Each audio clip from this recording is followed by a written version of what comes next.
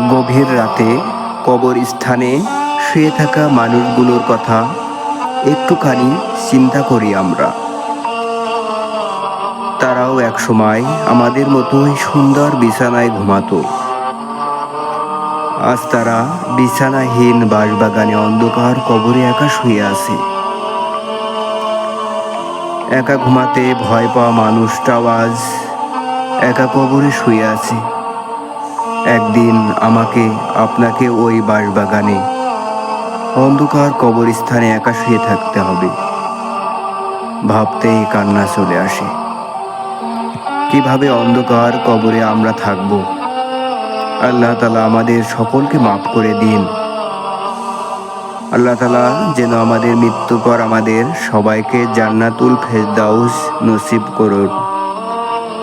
সবাই বলিন আমিন।